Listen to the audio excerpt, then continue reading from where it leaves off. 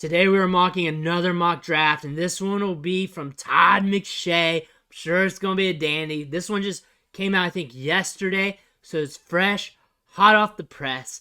Post Super Bowl mock draft. And these ESPN mocks, these big media mocks, are always fun because they always got these interesting nuggets in them that always surprise us one way or another. But after we go over the mock draft, we always rank the skilled players in tiers for Dynasty Fantasy Football for Superflex. If not, it gets weird because it's only one round of drafting here, so you got so many players. But let's go ahead, let's dig into this mock draft by Todd McShay. I'm sure this one's gonna be a fun one. I looked at it once, but I forget half of it already. So we got a Bears and Colts trade. We've had this in many mock drafts from other places here. Bryce Young to the Colts. So thinking about this one, I think this is a great spot. Young's a smaller quarterback. He's going to be indoors. You got Jonathan Taylor. You got some weapons there. This team's not shy at getting wide receivers and help throughout the draft. We've seen this throughout the years. I think this is a good spot for him. I think going to Indy is a good spot. I think Indy's a good spot for just about any quarterback in this draft. Moving up here to second pick, C.J. Stroud to the Texans. I think Stroud is probably the best fit for him. I think his strong arm with what they got there, I think this team's transitioning. I think you're going to wait a bit. I like him better in other spots. This ain't the best spot. But honestly, Stroud at 2 overall to the Texans is not too bad. It's not too shabby. It doesn't really hinder his value at all in Superflex. It's still going to be damn expensive. I mean, if Bryce Young can hold value here, so can C.J. Stroud. There's really no difference with that. We got some change in the offense, change in the team. We're going to have some change in the wide receivers. We got Nico Collins. Brandon Cooks was quite quitting last year. We got some stuff going on here. But let's move on down. Again, we got some defense. More defense. More defense. More defense. And then Will Levis to the Raiders at 7. And this is ugly. This is going to be ugly, especially if Josh Jacobs is gone. They don't add any more receivers. Devontae Adams isn't really going to love this. They're going to wait before they throw him into the fire. This might not be good for him. He's very volatile. He's got some skills. He can sling it deep. He can do that, but he's very risky as well. With a risky quarterback like this, I kind of want him to go to a good situation. We've had risky quarterbacks before, but I don't feel like they were as risky as he was. So I feel like going to a spot like the Raiders at 7 might not be the best place for him to really develop him. O-line. And here we go. Big Anthony Richardson. Tony going to Carolina Panthers at 9. And I've said it before. I'm watching Draft Capital on him because I see where the upside is. I see where it is. It's vast. It's huge. I also see where it might take a year or two for him to develop. And then the downside is he doesn't develop, and it's ugly. Him going at 9 means we might get some opportunity. He might get the leash that we need for him to develop. I like that. Again, it's going to take some years for him to develop. It's pointed at down here that they're going to have to wait a little bit on him. So that makes sense. That being said, if you're going to have to wait a little bit, you may want to value him a shade less because you might be able to catch him cheaper in 2024, maybe going into 2025 or something like that at a discount. That's how I view it. So you might catch him cheaper. So defense, offensive line, and here we go. Quentin Johnston to the Houston Texans, meaning he's got C.J. Stroud in this alternate reality of Todd McShay's to throw the ball to him. And I think this is a good pair because he can get downfield, he can get air yards. C.J. Stroud's got a gun on him, and he can pinpoint it, especially when things are going good. There's an open depth chart here. We got John Mechie coming back. Brandon Cooks in the receiving corps. We got Nico Collins, which I don't know why he didn't want to mention him. Must hate Nico Collins for some reason. Him and Nico Collins, similar assets, but different. Quentin Johnston's got that speed. He can burn, get you yards after the catch. I think this is a good spot. The thing is about Quentin Johnston is year 1 or so, there's going to be a transitioning period for Stroud, for the team, for everything. So you might be able to catch him at a discount later. I might bump him a little bit down rookie drafts, but I'm still paying the discount because I know everybody else is. So I'll still pay the discount with the expectation that we're going to have a slow start. And if we don't have a slow start, that's good. But I'm expecting a slow start in this scenario. And in expecting the slow start, I'm expecting myself to buy in 6, 8, 12 months after the drafts when his price starts to reduce. I'll start throwing later first, seconds, or whatever. Cheaper than what is going in ADP and rookie drafts. I think that could happen. I'm going to play that into my rankings here when we do the tiers. Offensive tackles. Cornerback. Tight end Michael Mayer to the Packers. We've seen this in a lot of mock drafts. Short term, maybe Aaron Rodgers. Maybe not. This could be ugly. Nothing against him as a player, as a tight end, as a prospect, but it is a tight end. He is being drafted 15th overall. And the thing about tight ends, we see it week to week in the scoring. Very volatile. We only got 2 or 3 in the league that we actually want. People are going to value him more because he's going to Green Bay. You get that Green Bay price hike every single time. Even with Rodgers there, even with skeptics saying he's not going to be there or worried about it, you still get that price hike on the prospects. So he's going to see a price hike. I'll take him at a discount. I'm not against him at all. But again, tight ends are going to tight end. I say that all the time. And this is a deep class at tight end. If I need a tight end, if I want tight ends, or if there's tight ends I'm looking at, I can probably find one in the 3rd round. And they could probably give me a return on investment. And there are athletic tight ends in this draft that if they go in the right spot, they get the opportunity, they could give us a big return. Moving down here, CB. 3 in a row. Defensive end. Safety. Another CB. And here we go. The money shot. Bijan Robinson to the Ravens. 22 overall. J.K. Dobbins, what's up, buddy? Looks like you got a little competition. Bijan Robinson, wherever he goes, is going to hold value. I like this for him. It's going to be good for the offense. Bijan Robinson to the Ravens. Sharing the backfield with J.K. Dobbins, Gus Edwards and company. Isn't a bad thing. This might help his longevity anyways. You don't want him carrying the workload right out of the gates. I mean, you do for selfish reasons, but for longevity reasons for your dynasty team, if you're invested to have him for a long time, or if you want to play and flip, I get that too. So maybe it depends on what you want to do or what you want out of your players. But glass half full, it's not too bad having other running backs with him. Glass half empty, damn it, he's not getting 300 carries his first year. That's however you want to look at it. But I like it. I think he's fine. I think he's going to be fine wherever he goes. So that's what I've been saying all year long. And I'm going to stick to it. And down here on the next pick, man, never really thought of this situation too much. First time it's been mocked here, but Jordan Addison to the Vikings. And damn, that's a sexy piece to put next to Justin Jefferson. That is almost like poetic. That is like the perfect spot for a wide receiver. Granted, there's other like different positions that this team could go after and all that stuff.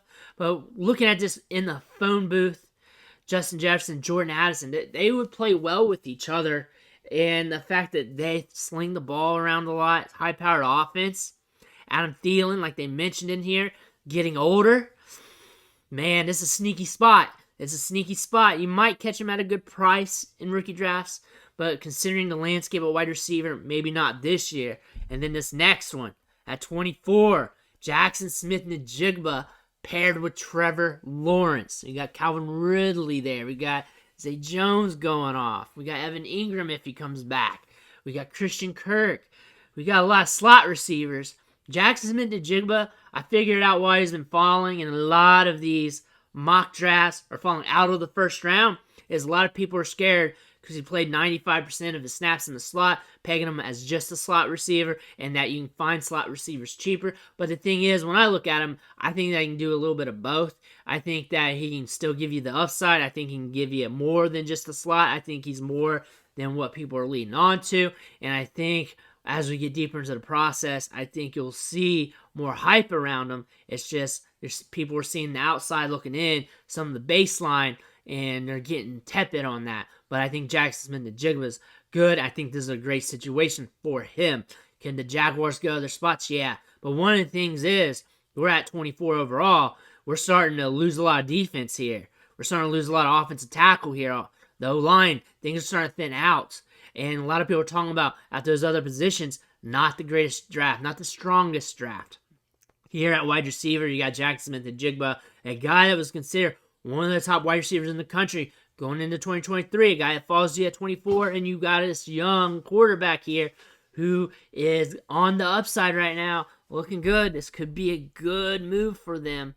Again, for fantasy, I love it. Again, I love it for fantasy. Zay Flowers to the Giants at 25, and the Giants have been doing well with a lot of ancillary jabronis at wide receiver. Darius Slayton, Richie James, Isaiah Hodgkins, Wan'Dale Robinson, Sterling Shepard. Now we add Zay Flowers to the mix. I think he's a good prospect. I've been on the low with him, and I've had some videos about him, and I think he's a good pivot point in rookie drafts. I think if he goes in the first round, his value is going to go up a little bit more. I think he's going to be valued more high-end second, low-end first-round rookie draft pick, depending on what the running backs do. We draft in tiers, not just draft slots. I think he's going to be a good investment, especially if he goes to something like this. We know the Giants can really fuel their wide receivers. We saw it last year. Zay Flowers going to this team, he can get downfield, he can create separation, good ball skills, good metrics, good market share, good breakout age, and everything else. There's a lot I like it here, and I feel like this would be a sneaky spot, and he's a wide receiver that will be at a good value in rookie drafts. Moving down, guard, Jahmyr Gibbs to the Bills. Devin Singletary is going to be a free agent. We got a lot of transition at the running back position. They traded for Nyheim Hines. Really did not transition well himself. Jahmyr Gibbs here could really help them between the tackles. You got James Cook. Him and James Cook could be an interesting pair for a long time. This could be a really step in the right direction for the offense, really help them out. Of course, other positions of need as a deep running back class. You could really go other positions and just still get a good running back. Of course, all that good stuff. I'm sure Bills fans will be talking about that in the comments. But looking at this from pure fantasy football, good volume in the offense. Gibbs can run between tackles, catch the ball in the backfield. Good draft capital here that when you get a running back like this in the first round who has been chatted up in the Devy, the college football community, ever since he's been at Georgia Tech, is something you want to look at. This isn't a Clyde Edwards-Helaire situation where Clyde Edwards-Helaire during most of his collegiate career was a nobody, losing carries to Nick Brossonette. Jahmyr Gibbs did well with 2 collegiate programs, and now he's getting drafted in the first round. Totally different situation. Here at 28, Cincinnati Bengals draft Dalton Kincaid. Stock's been rising. A lot of weeks last year. Led all tight ends in college football in targets. Good pass catcher. And really, I should see him going in a good situation. Not surprised if he goes in the first round. Him and Mayer, together in the same tierish right now as this draft looks like for fantasy value. I feel like one of those guys will get bumped up. The other one might fall a little bit. But I feel like both will be good values. I don't know what the targets will look like in Cincinnati because you got Chase, because you got Higgins. Boyd long-term, could those targets transition to Kincaid once Boyd in a few years gets a little older? That's one thing to think about. These tight ends, they usually take a few years to mature. So once he's mature, he might be in line or have the opportunity for more targets. In that situation, too, you can buy him later as well. Finishing up this draft, defense, offensive tackle. That's it. We only got 31 picks in this draft. Let's move on to the tier maker. Let's take a look here. Here we go. We're on the tier maker. We're going to rank these guys in super flex order for Dynasty Fantasy Football. Just to talk landing spots, really. Just giving the opportunity to open the forum up and talk about these players a little bit more. Give these guys some rankings. Obviously, Bijan Robinson, S tier for sure. No matter where he goes. Goes to USFL, I'm still putting him there. It doesn't matter. I don't care that he's sharing the backfield. I kind of like it for the long term anyways. Some people want the full workload in the beginning, but I kind of want him to start it out and ramp out later. But either way, I like it. Either way, so there's no negatives there. Moving on to A tier. Bryce Young, CJ Stroud. Like always, I like both landing spots. I think Stroud and the Texans, I think that's good. I think that's okay. I think he's going to hold good super flex value.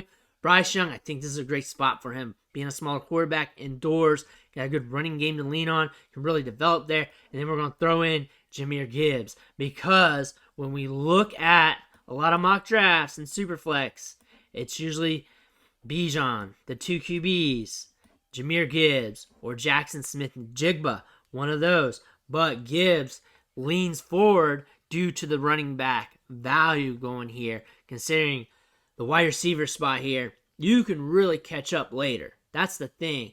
The whole landscape at wide receiver, you got like 90 wide receiver 2s, not that many running backs. You got a ton of running backs in this year's draft, so that might bump up the value of the wide receivers as well in the top portion. But tier B is tier B because we got Jackson Smith-Njigba, Jordan Addison. Then we're going to throw in these back-end quarterbacks here. Anthony Richardson, Will Levis. So we're just going to talk about them for a bit.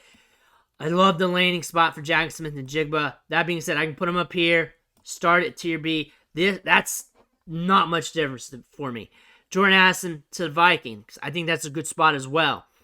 Scared about Levis to the Raiders. Super flex value. Love Anthony Richardson. I know it's going to be a year or two before we start seeing him on the field, getting production out of him. Then we go to tier C, because it's going to leak into tier B here. Quentin Johnston to the Texans, and Zay Flowers to the Giants. I love Zay Flowers going to the Giants. Just because he's in C tier here doesn't mean I don't value him. I like them both. I think talent-wise, Johnston's up there with Addison and JSN. I think it's going to be a year or two as Stroud, as the offense transitions, before you get that gusto out of him. So you can buy him later, buy him cheaper. So why pay up? Why pay up? Zay Flowers, I think you're going to get a good wide receiver. You think you're going to get a good price tag out of that. The thing about these quarterbacks, Will Levis scares me. So let's bump him down to C. Usually I have him up there because super flex value. Think about Anthony Richardson. You got to value him in two different ways here. You can just look at him being a developmental prospect and say, nah, too risky. I'm going to throw him down here. Or you can say, hey, I like upside. I know what this guy can do if he cashes in, and that's to the moon, and I'll put him here. I'm going to just leave him there. You decide what you want. Let me know in the comments what you want. There's 2 forks in the road here. Just take the road you want. But that's it. What I want will be diversified. I see the risk here. I do like the wide receivers. Superflex value is nasty once these players are on the roster. Hard to trade. Hard to trade. This guy's upside is legit. Thing is, we got some talent here at running back still left that'll be on the board. I'll let you decide.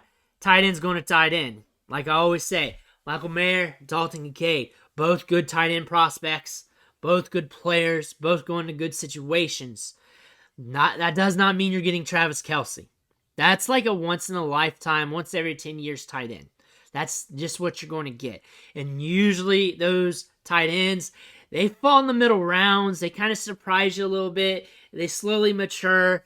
You can catch them later, or you'd rather just pay up for them and just get them when they're expensive. These guys here are good, potentially going to good offenses for Michael Mayer. And Dalton Kincaid's going to a good offense. Targets might be there as he's developing, as he's getting older. Prospects you want to look at. Prospects you don't want to overvalue. Prospects you do not want to ignore either. This tight end class is also deep. You can get them in the 3rd round. You can get some quality prospects there to bail out your team. But I'm pretty solid with these tiers here. The mid-tier quarterbacks, Levis and Richardson, I'm all over the place with. Scared of Levis. Like, this doesn't mean I got them over Flowers or anything like that. They're in the tier. They're kind of dancing around. I diversify a lot in drafts. It has nothing set in stone. So messing around with tiers here is always good for me. Same thing with Richardson. I'm diversifying between here. I love to shoot for upside. So that's kind of why I say, hey, if you don't do that, you might want to have them down this way somewhere. If you love upside like I do, you'll probably bump them up. But also diversify to cover my own ass. But let me know in the comments below what you think about this draft. Give me something to make fun of Todd McShay about. I want to hear about it. Smash that subscribe button on the way out. It's only going to help your Dynasty Fantasy Football team and get you ready for rookie drafts. I want to thank you for watching. Catch you on the next video.